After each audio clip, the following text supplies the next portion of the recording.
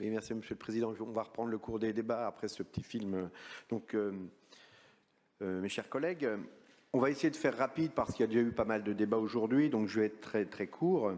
On a eu l'occasion de débattre un peu sur pas mal de sujets ce matin. Mais aujourd'hui, c'était une session, et vous l'avez rappelé, qui est notamment dédiée aux décisions modificatives numéro 2 budgétaires.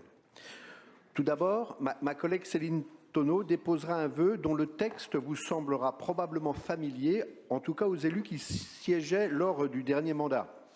Nous resoumettrons au vote de cette Assemblée le vœu déjà présenté en avril dernier dénonçant l'injustice de la réforme de l'assurance chômage, qui modifie le mode de calcul de l'indemnité journalière versée aux personnes en recherche d'emploi, favorisant ainsi la précarité, et nous la resoumettrons en fait pour deux raisons. D'abord, la première, parce que vous avez dit, Monsieur le Président, que vous aviez appelé à voter contre, car la réforme n'était plus d'actualité, et parce que les négociations devaient reprendre avec les représentants syndicaux. La réforme est pourtant rentrée en vigueur en octobre dernier. Et ensuite, parce que l'Assemblée a changé et que les nouveaux élus qui l'ont intégré doivent pouvoir également s'exprimer sur un sujet d'une telle importance.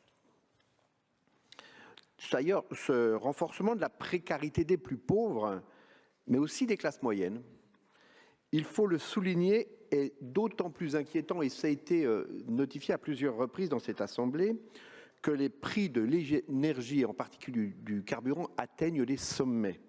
Jamais, je le crois, ils n'ont coûté aussi cher. Bien évidemment, nous défendons la lutte contre le réchauffement climatique et la nécessaire transition écologique qui l'accompagne. Mais elle ne doit pas se faire aux dépens des plus fragiles et des classes moyennes. Les réponses proposées par le gouvernement ne nous satisfont pas. La démultiplication des petites aides par-ci par-là sur le modèle des chèques énergie ne suffit pas.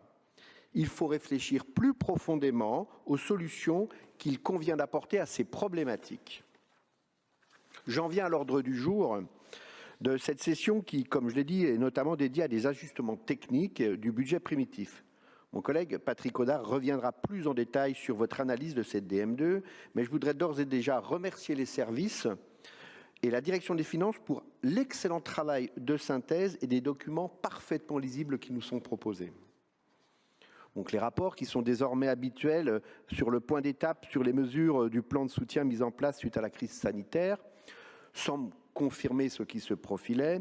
La crise sociale et économique a vraisemblablement passé son pic. Et la demande sociale décroît. C'est une bonne nouvelle, mais bien évidemment, la vigilance est de mise. C'est le moment de tirer les leçons des différents dispositifs qui ont été mis en place à cette occasion et qui pourraient peut-être pour certains être maintenus sur un temps long ou pour d'autres stoppés. Nous aurons très probablement l'occasion d'échanger sur ce point lors des débats d'orientation budgétaire, puis au vote du budget. Mais je vous rassure, Monsieur le Président, vous pourrez compter sur nous pour alimenter la discussion et faire des propositions en ce sens. Il est également un rapport qui nous a été présenté particulièrement important et vous l'avez évoqué assez longuement.